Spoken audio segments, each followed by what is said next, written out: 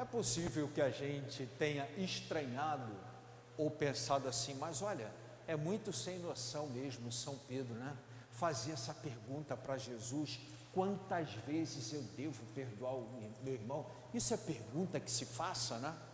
A gente acha absurda a pergunta que Pedro tenha apresentado essa pergunta a Jesus e ainda tenha sugerido uma resposta.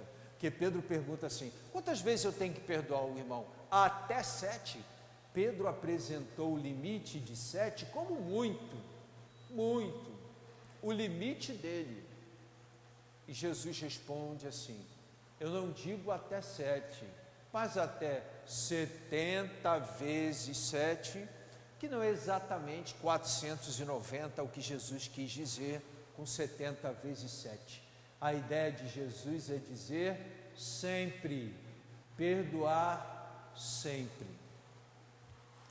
Eu acho interessante que a gente acha absurda a pergunta feita por Jesus a Pedro, mas quem de vocês já não se pegou assim, perguntando a coisa do tipo: até quando eu vou aceitar que meu irmão me ofenda dessa forma, né?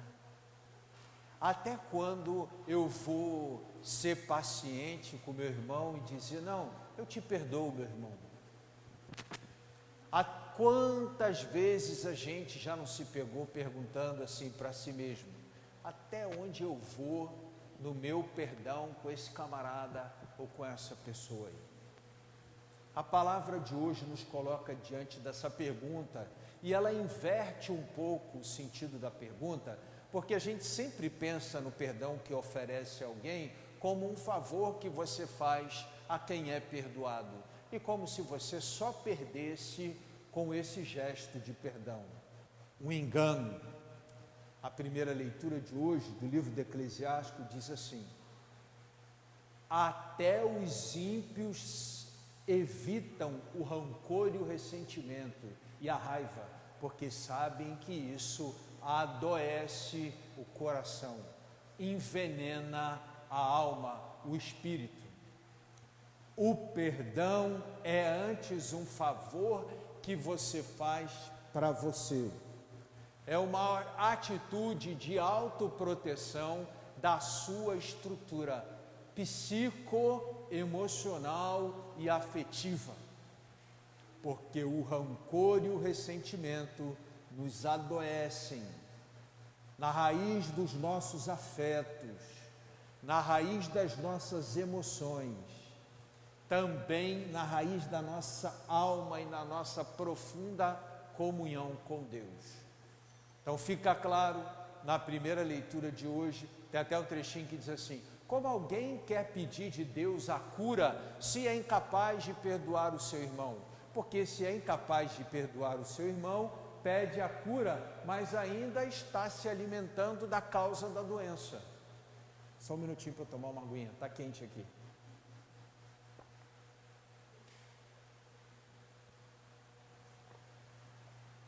Duas luzes aqui, 2 refletores em cima que fazem um calor. Então, como alguém vai pedir para ser curado ao médico e o médico diz assim: meu filho, você tem que parar de tomar açúcar, e continua tomando açúcar, mas deseja muito ser curado e volta ao médico, cada vez que vai toma uma bronca do médico, mas não melhora. O livro do Eclesiástico, na primeira leitura de hoje, diz assim: como é que alguém se apresenta diante de Deus e pede a cura do coração, a cura dos afetos, a cura da alma, a cura das emoções, se ainda tem dentro de si raiva, rancores e ressentimentos? Então, o primeiro aspecto do perdão está na primeira leitura de hoje. O perdão tem como primeiro beneficiado aquele que perdoa e não o que é perdoado. O perdão é um favor que você faz a você para ir em frente e em paz, antes de ser um bem que você faz ao outro, é um favor que você faz a você mesmo. Perdoe. O ressentimento e a mágoa são semelhantes a uma jaula que a gente entra, tranca e joga a chave fora do nosso alcance, e a gente fica ali trancado numa jaula que nós mesmos criamos. Sim, nós criamos porque, embora alguém possa ter feito alguma coisa que nos ofendeu, a decisão de permanecer e se relacionar com essa ofensa numa forma de lembrança e automutilação, que é o perdão, a falta dele é uma decisão nossa. A raiva é uma decisão nossa. O rancor é uma decisão nossa, assim como o ressentimento. O segundo aspecto do perdão está no Evangelho. Jesus responde à pergunta que Pedro fez, né? Quantas vezes eu devo perdoar? 7 vezes? Jesus diz 70 vezes 7 para dizer sempre, e conta uma parábola para facilitar a compreensão. A parábola diz que um rei, um grande administrador, resolveu cobrar o povo que devia, e um camarada devia uma fortuna. Chamou o cara e diz: paga o que você me deve. E o cara disse: não posso pagar. Ele disse: eu vou te prender. E ele disse: não, por favor. Insistiu, suplicou, pediu um tempo, foi perdoado. Esse mesmo camarada que foi perdoado de uma fortuna, encontrou ali na frente um camarada que devia muito menos a ele do que ele devia, e foi perdoado. E aí o camarada, quando ele encontrou: rapaz, você me deve, me paga. Não vou pagar. Me paga, senão eu vou te mandar prender. Não tenho, por favor. Pediu, suplicou, não teve perdão, mandou prender. A turma viu, os outros empregados viram, acharam aquilo um absurdo. Poxa, ele foi perdoado de uma fortuna, por que não poderia perdoar uma pequena quantidade? É muito bom, é muito gostoso a gente achar que vai tomar uma bronca, fez uma besteira enorme em casa, quebrou uma coisa de valor, brigou com o irmão e fez alguma coisa, e aí a gente fica tremendo esperando o pai ou a mãe chegar, crente que a gente vai tomar uma bronca, aí a gente chega lá e pede perdão. Aí é tão gostoso quando o pai diz assim à mãe: não, tudo bem, tranquilo, vocês estão bem também? Então tudo bem. Ó, que maravilha, né? Quando a gente espera uma coisa diferente do perdão e o perdão vem, é uma maravilha. Aquilo aquece a alma, né? Reacende a alma. Mas se a gente gosta de ser beneficiado pelo perdão que recebe, por que não beneficiar oferecendo perdão? E essa foi a grande questão. E Jesus quis dizer com a parábola o seguinte: mas sempre somos mais devedores do Pai do céu do que alguém possa ser em relação a nós devedor por ter nos ofendido. E Ele sempre nos perdoa.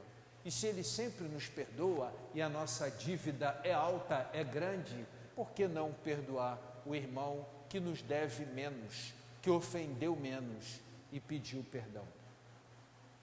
Tem uma última coisa que eu gostaria de refletir hoje. Essa pergunta que Pedro faz: quantas vezes eu devo perdoar o meu irmão?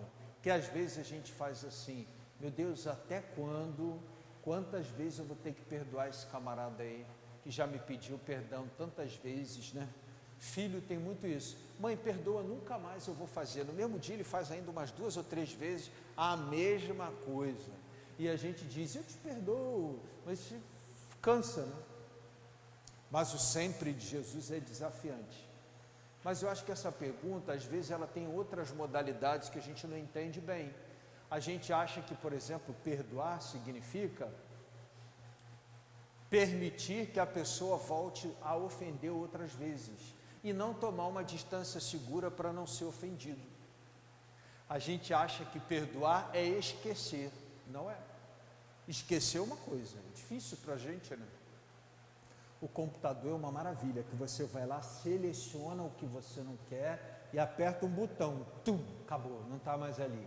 Vai lá na lixeira para ver se ficou, tum, acabou, não está mais ali.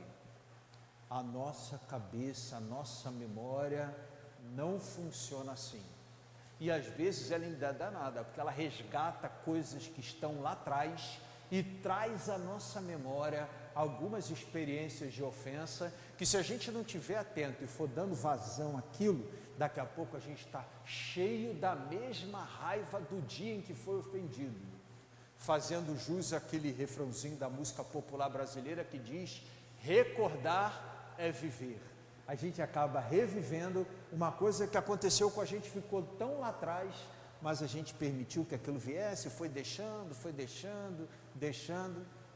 Então, perdoar não é necessariamente ter que estar perto o suficiente para ser ferido ou ofendido de novo. Perdoar não é necessariamente ter que continuar convivendo. Perdoar não é necessariamente esquecer. Perdoar é diante de Deus dizer: eu me comprometo com o mesmo perdão que o Senhor me oferece com aquele irmão. Se você pressente que voltará a ser ofendido, e ofensa grave, manter uma distância segura para que não haja oportunidade, sem nenhum sentimento ruim em relação à pessoa, para que não haja oportunidade de uma nova ofensa, não significa falta de perdão, significa cuidado e prudência, apenas isso. Desejo a todos que essa semana seja uma semana de perdão para a gente, perdão que a gente pede, perdão que a gente oferece, e que o nosso 490 esteja longe, mas se estiver perto de 490, lembra que 490, 7 vezes 7, não é exatamente aquilo que Jesus quis dizer no Evangelho. O que ele quis dizer é: o Senhor te perdoa ou te perdoará, ou você gostaria de ser perdoado por Deus apenas 490 vezes? Se você está disposto a perdoar apenas até 490, então entenda que você será perdoado por Deus até 490.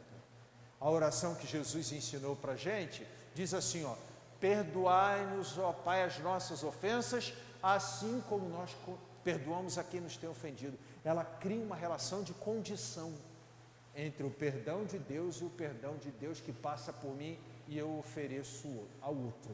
O perdão que eu ofereço é o perdão que eu recebo. De modo que tem um condicionamento ali entre o perdão, meu perdão, o perdão que eu dou e o perdão que de Deus eu recebo.